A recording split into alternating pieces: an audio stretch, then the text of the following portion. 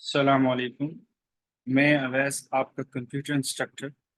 आज हम फिर एक नई वीडियो के साथ आपके सामने हाजिर हैं। आज का जो बेसिकली वीडियो बनाने का मकसद है, हम आपके साथ डिस्कस करने जा रहे हैं फर्स्ट ईयर के कंप्यूटर साइंस की आंसर की, जहां पर हम आपके साथ डिस्कस करेंगे इस वीडियो के अंदर कि फर्स्ट ईयर का जो आज पेपर हुआ है आपका कंप्यूटर साइंस का, उसकी हम ऑब्जेक्टिव की आंसर की आपके साथ डिस्कस करेंगे, प्लस सब्जेक्टिव पोर्शन के लिहाज से मैं ये चीज़ डिस्कस करूंगा कि जो हमने अपने लास्ट गेस्ट पेपर के पॉइंट ऑफ व्यू से चीज़ें डिस्कस की थी कि ये क्वेश्चन ये टॉपिक्स देख लें, तो मैं आपके साथ वो चीज़ें हाईलाइट करूंगा कि जो आज के पेपर में थोड़ा सा रिलेट करके आपके गेस्ट पेपर में से आई है। ठीक है, तो पहला एमसीक्यूज है, विच डिपेंडेंसीज रिमूव्ड इन 2NF। तो 2NF में हमारे पास जो डिपेंडेंसी रिमूव की जाती है वो पार्शियल है, और 3NF में हमारे पास ट्रांजिटिव को बेसिकली रिमूव किया जाता है। ठीक है, तो यहाँ पे करेक्ट ऑप्शन हमारे पास क्या हो जाएगा, पार्शियल फंक्शनल आपके पास, या पार्शियल डिपेंडेंसी आपके पास रिमूव की जाती है। ठीक है, सेकंड वन, आपके पास relationship between entities college and department is, इनके दरमियान रिलेशनशिप क्या बनेगा। अब देखिए यहाँ पर दो हमारे पास एंटिटीज है, कॉलेज एंड डिपार्टमेंट, तो यूनरी तो बन नहीं सकता, तो हमारे पास दो एंटिटीज हैं, इसका मतलब है इसके दरमियान हमारे पास बाइनरी रिलेशनशिप बनेगा। तो करेक्ट ऑप्शन बाइनरी है। Which of the following in is an output device, output devices कौन इसमें से कौन सी है, आपका स्पीकर है। Google Chrome is an example of, Google Chrome हमारे पास एग्जांपल है फ्रीवेयर की, क्योंकि ऑलमोस्ट हमारे पास तमाम ब्राउजर फ्री ऑफ कॉस्ट हमें मिल रहे होते हैं। Which of the following is an example of sequential access, sequential access आपको मालूम है जहां पर हर एक सीक्वेंस के बाद में हर मेमोरी लोकेशन को विजिट करना पड़ता है, तो वो बेसिकली कहाँ पर हम कौन सी एग्जांपल सुटेबल समझी जाती है, मैग्नेटिक टेप समझी जाती है। ठीक है, देन हमारे पास एक और नेक्स्ट एमसीक्यूज था कि a memory card is an example of, memory card किसकी एग्जांपल है। देखिए मेमोरी कार्ड के अंदर चिप मौजूद होता है, तो ये चिप मेमोरी है हमारे पास, memory card. Next one is memory word that is to be stored in of which from memory must first be transferred into memory buffer register में पहले आपके पास ट्रांसफर होता है, देन आपके पास सीपीयू के पास जाता है। ठीक है, देन आपके पास है which of the following port is use to connect video devices, video devices को जैसे कैम कॉर्ड वगैरह को आपके पास कनेक्ट करने के लिए हमें फायरवार पोर्ट की जरूरत होती है। ठीक है, which of the following protocol is use at session layer of the OSI model, तो नेट बायोस है हमारे पास।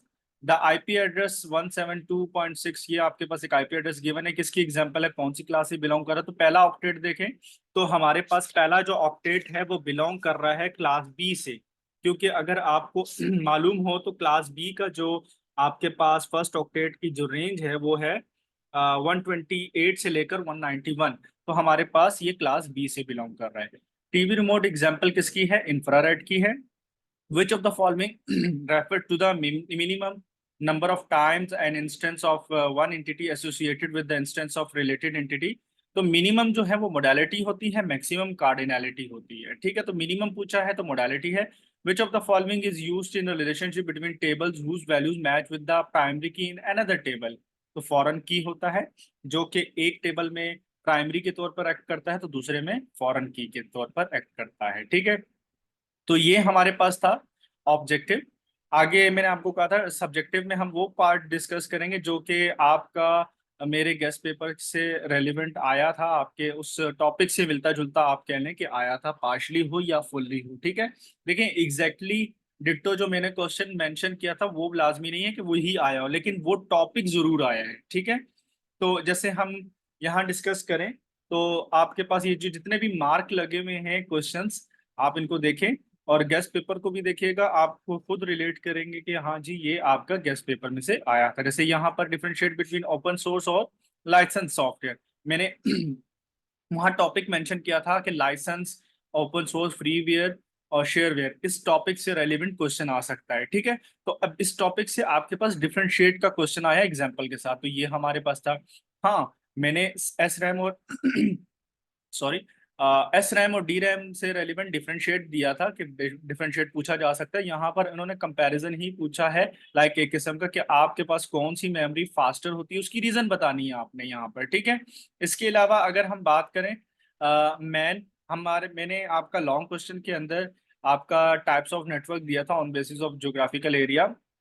तो मैन अगर आप वो बेसिकली लॉन्ग क्वेश्चन को करते हैं तो मैन और उसकी करेक्टरिस्टिक्स उसी में कवर हो जाती है। ठीक है, इसी तरह वॉलेटाइल नॉन वॉलेटाइल के दरमियान डिफरेंस मैंने मेंशन किया था। कंपैरिजन पूछा गया है आपका।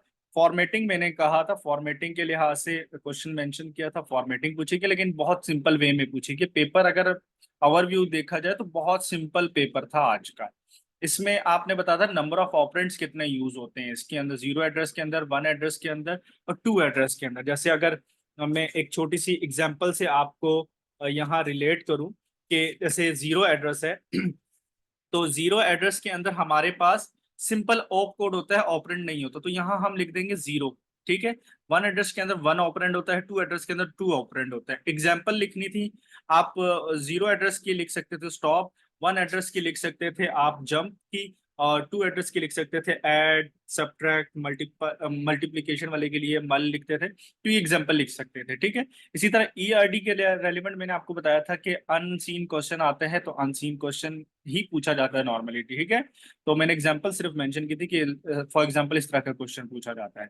बाकी जितने यहाँ पर आपको टिक नजर आ रहे हैं ये तमाम आपके मेरे गेस्ट पेपर से रिलेट करते हैं क्वेश्चंस। ठीक है, अगर किसी का इससे रेलिवेंट कोई क्यूरी हो कि हाँ पेपर में आपने इस तरीके से अटेम्प्ट किया है या इस तरीके से, तो आप जरूर हमें कमेंट बॉक्स में पूछ सकते हैं। तो ये था पेपर, बहुत इजी पेपर था, होप सो आप लोग बहुत अच्छा स्कोर करेंगे।